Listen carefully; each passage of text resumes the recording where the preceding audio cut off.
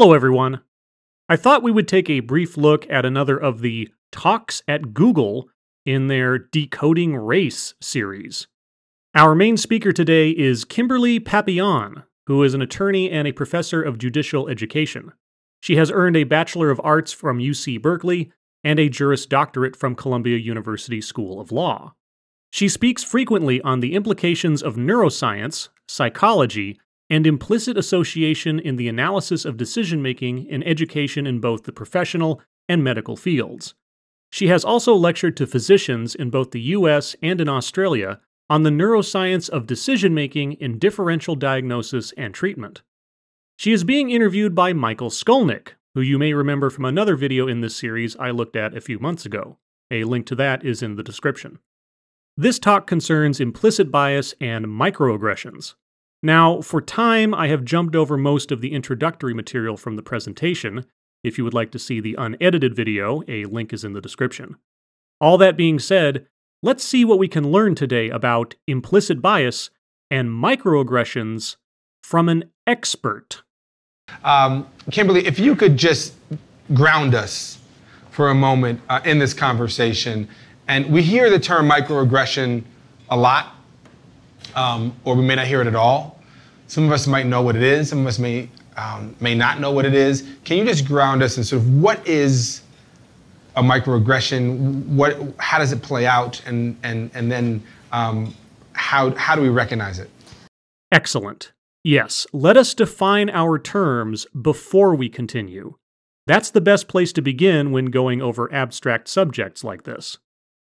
Thank you. Microaggressions, that term, racial microaggressions, was actually coined by a man named Wing Su from Columbia University. No, it wasn't. The concept of microaggressions was first coined by Chester M. Pierce, MD, in the 1970s. Pierce was a professor emeritus at Harvard Medical School. Now, Wing Su has also done extensive work on the subject, but he did not come up with the term. Our speaker is an expert on this subject, isn't she? But there's a way to understand it that I think is better than just reading a definition out of the book. So you're not going to define the term for us? There's a really great example for microaggressions. Let's say you're standing next to someone who is much younger than you. Let's say you're 20 years older than they are. And they're talking, you're talking to them, and they say, no, I'm trying to remember. And they say it's just on the tip of their tongue. They can't remember what they were about to say. It's just on the tip of their tongue. And a few minutes later, you forget what you were saying. And you say, I can't remember what it is. And they say, are you having a senior moment? And if you respond, you're the problem. If I respond, I'm the problem. What? Also, usually one provides an example to illustrate a term or concept in support of a stated definition, not in place of a definition. Because now, anything you say cannot be held up against the definition for comparison. It's very convenient for our speaker, I suppose. It means she can say anything and not be called out for contradicting herself. And that's a microaggression where there's a little bit of an insult, a little bit of a statement that you find problematic, but if you respond, you're the problem. You think of the response in the car on the way home, you look in the rearview mirror at yourself and you say, if I had just said, that's usually an indication that there was a microaggression afoot. That is usually an indication that a microaggression was afoot. Are you having a senior moment is usually said as a joke, in my experience. And since we're not dealing with definitions and merely hypothetical or anecdotal examples, then the fact that I have heard it used amongst teenagers entirely contradicts our speaker's assertion. It is also interesting that, in the defining example our speaker provided, the detection of a microaggression was a retroactive conclusion based on a personal interpretation. So, if someone decides to interpret such a comment as having possessed aggression only in retrospect, doesn't that say more about the recipient of the comment than it does the person who said it? Kimberly, walk us through when you hear someone's name. So, for instance, the first way you may meet someone is through a name. The name on the top of an email, an announcement saying a new employee is coming to work, the participants in a conference call or a VC. How does that name affect the way that we think? Well, before we go there all the way, I just want to mention that we're talking about unconscious processes. Unconscious processes. Processes that you are entirely and completely unaware of. And yet, somehow, people like our speaker are aware of the true meaning behind what you say, what you do, and what is motivating you towards those ends. Because, of course, our speaker's interpretation of what other people say cannot themselves be motivated by her own unconscious processes. No, not at all. We're talking about things that go on inside of the brain that do not necessarily comport with our conscious value system. They do not match the way that we see ourselves. They do not align themselves with our goal set. They are unconscious. Scientists theorize that in a single second, the conscious components of the human brain can process 40 frames of information. In a single second, wow. The conscious components of the human brain can process 40 frames of information. In that same second, the unconscious components of the human brain can process 1.2 million frames of information. So who's really running the show? And some scientists theorize that part of that 1.2 million in the background drives our decision making, and part of that 40 in the foreground is what we use to rationalize our decisions or make us feel better about our decisions. Okay, I'll stipulate to the fact that subconscious, instinctual thoughts and reflexes outnumber conscious thoughts at any given moment. But what does that have to do with someone taking personal offense to a comment made in jest? So we want to try to figure out what's going on, cull through that data in that 1.2 million. And what's in a name is a really good place to start. So let's say I gave all of us laptop computers, and I told you all, you're going to have an email conversation with a person in the room next door. They're going to share their math and verbal SAT scores with you. What might affect your ability to recall those scores once the conversation ends? Well, that's exactly what a group of folks at Harvard did. They took a group of undergrads and they put them in front of a computer and they said, you're going to have an email conversation with a person in the room next door. And the person in the room next door is actually an underpaid graduate student, let's assume. I know that's redundant. But they're a graduate student. Let's assume they're given a script. So every single conversation is the same. You and I, as the undergrads, are going to type in the questions. We're going to send them to the person next door. The person next door is going to have the same answers to those questions. So each and every conversation is the same. We need a variable. How about the email addresses? Some of the people are going to get the email address to reach the graduate student. They're going to get the email address CHEN, at wjh.harvard.edu. So basically, Chin at Harvard. The other people are going to get Amy, AMY, at harvard.edu. Now, they don't know this is the variable. They think everybody has Chin or everybody has Amy. Conversation ensues, math and verbal SAT scores are shared, conversation ends. Proctor walks back into the room and says, do you recall the math and the verbal SAT scores that were shared with you? So what do we think? So let's say the person at the email address Chin, do we think it's going to be higher, lower, or the same? So you're relying on the memory of the subjects to recite test scores relayed at some point during the course of a multi-question email conversation, and you're then assuming that any variation in those remembered results must come from the interpretation of the name in the email address. And as one address would seem to indicate an Asian heritage, then, obviously, the answers provided have been stained with the stereotype that Asian students possess above-average math skills. Am I close? What do you think? Higher? What about Amy? Higher, lower, or the same?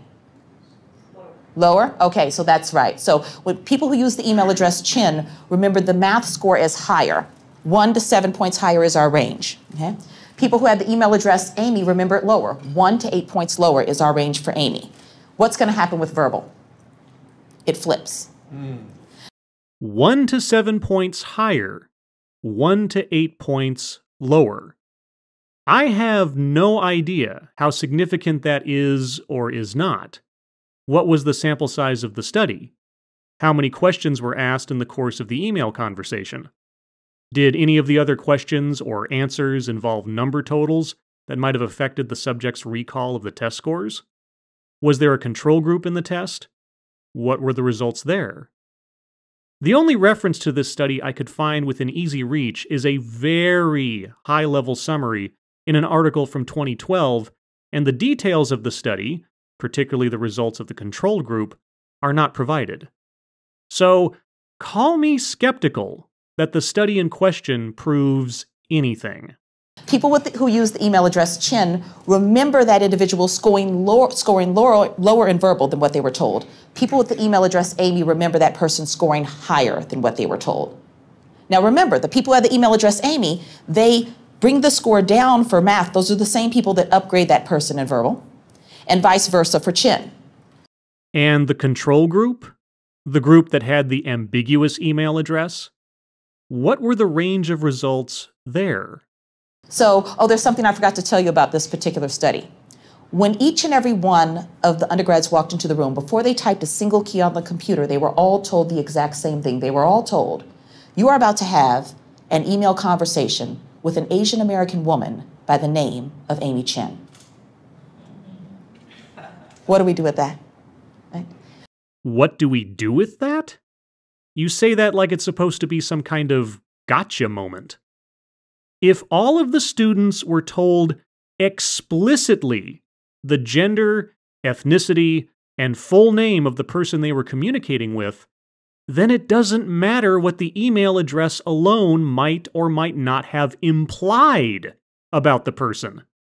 Any conclusions reached about the test scores on an Amy email address versus a Chen email address can no longer be chalked up to the implication of who or what the person was, based solely on the email prefix, because the students have already been told explicitly how to imagine the other person.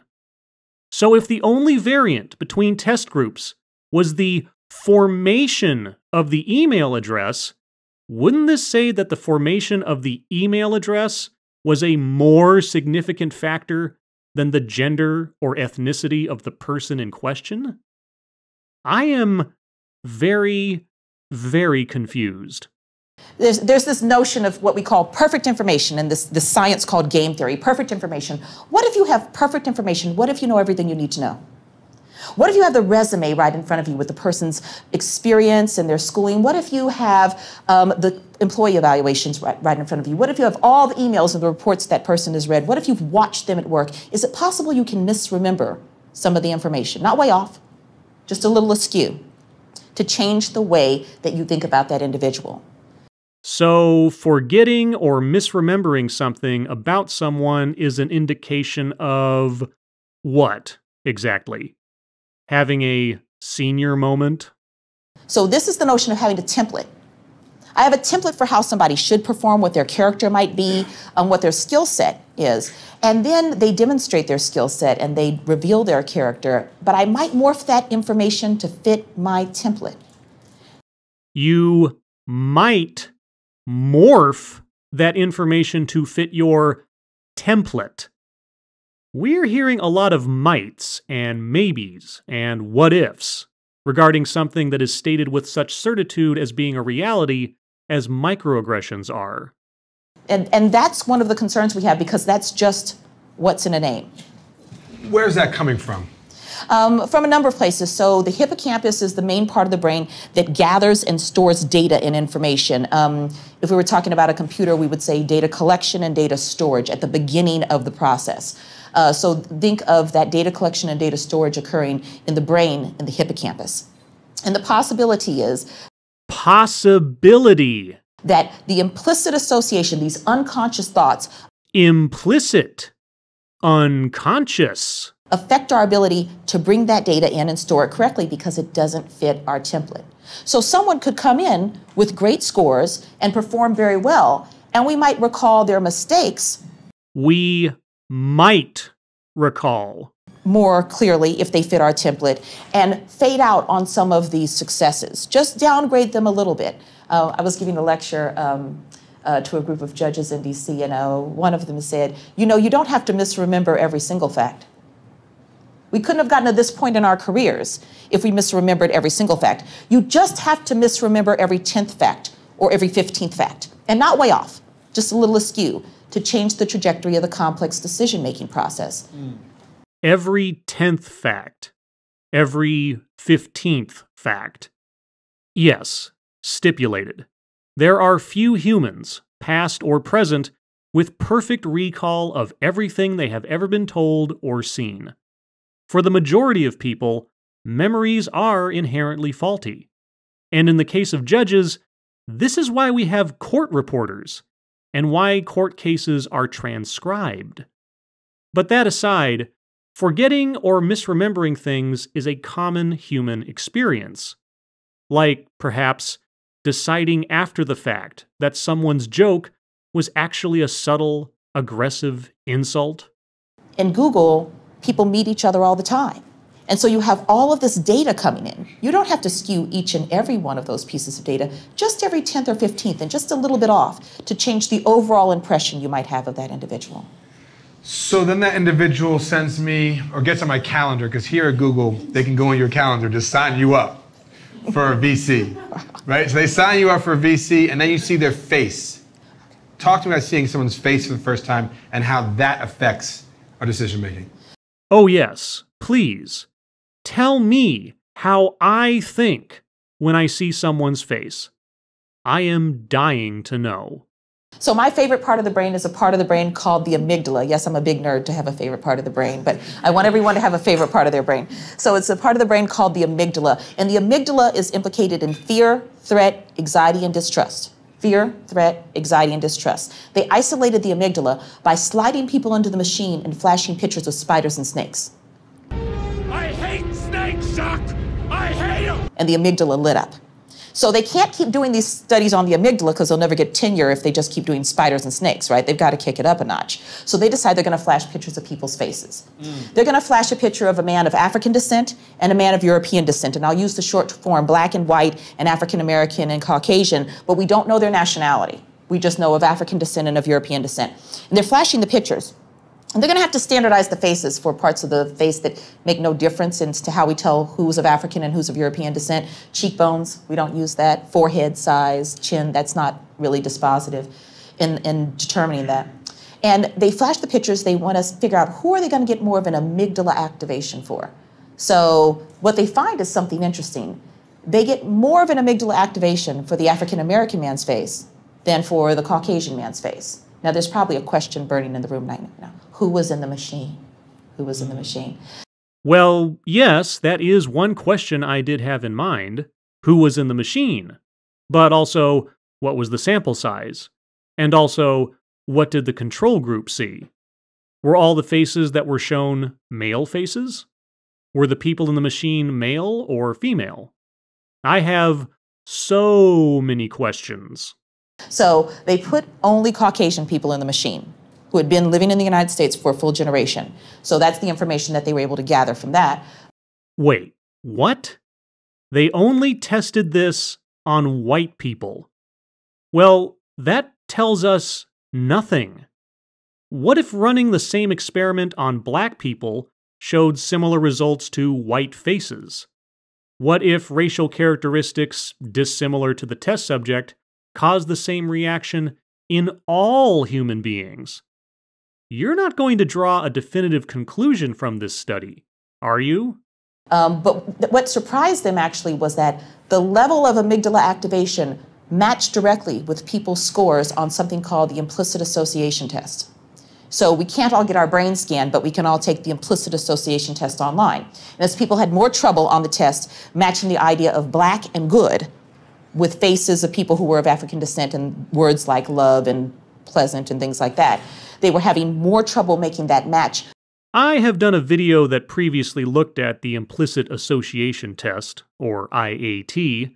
It is not, as our speaker would seem to imply here, a test that tells you whether you are a racist or not. And because I'm lazy, I'll just let the me from several months ago give the explanation. A link to the original video can be found below. The implicit association test, IAT, is a measure within social psychology designed to detect the strength of a person's automatic association between mental representations of objects, concepts, in memory. And what are the criticisms of the IAT?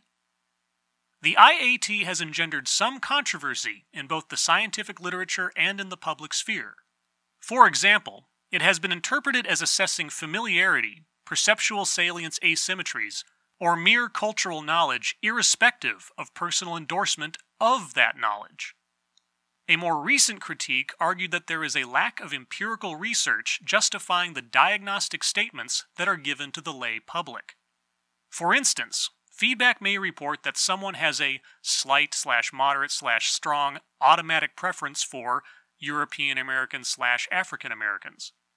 According to the New York Times, there isn't even that much consistency in the same person's scores if the test is taken again.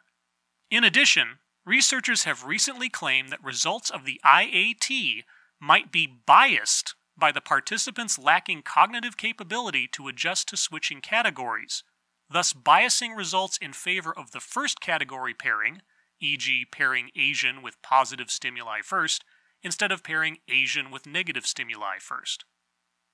The IAT does not tell you that you are a racist. It simply points out what might be connections, cognitively or culturally, between objects and concepts. Unconsciously, they would have more of an amygdala or spider snake-like activation when viewing the African American man's face. Yes, by testing against only one racial group. And again, this means what? They kicked that up a notch too, by the way. They took people with different levels of what we'll call Afrocentric facial features, including different what we'll call skin shades. Let me ask you a question. On a scale of 1 to 9, if I tell you that Shaquille O'Neal and Wesley Snipes are a 9 on the Afrocentric facial feature range, and I tell you that President Obama is like a 3 on the Afrocentric facial feature, where would Denzel Washington fit on that scale? 1 to 9, because he's big of. Think so? 4 or 5. Wrong. 10. Denzel's always a 10. Ha. Ha ha ha ha. Ha. Right. Okay, that's about enough I can take of that.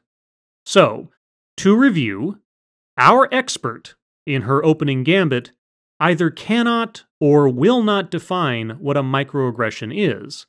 Instead, she relies on an anecdotal, subjective example of a comment commonly used as a tease and categorizes it as an aggression, but only in a retroactive assessment. She cites a hazy study that apparently tells us more about the importance of email addresses than it does gender or ethnicity. And she then cites a study of brain activity from one race towards pictures of another, quickly hand-waving the obvious lopsidedness of the study's construction. And remember, our speaker gives lectures to medical, business, legal, and educational professionals on these topics. And this is the sorts of evidence she uses as a foundation towards her claims. Claims of what? I don't know. Maybe buried elsewhere in this hour-long talk there's something about microaggressions, but given how my intelligence has been insulted within the first 10 minutes or so, I am not inclined to waste more time waiting for a payoff. However, I have learned one thing today. I am obviously in the wrong business. Because if this is what earns someone a place on the lecture circuit, I could be making a killing out there. As always, thank you for watching.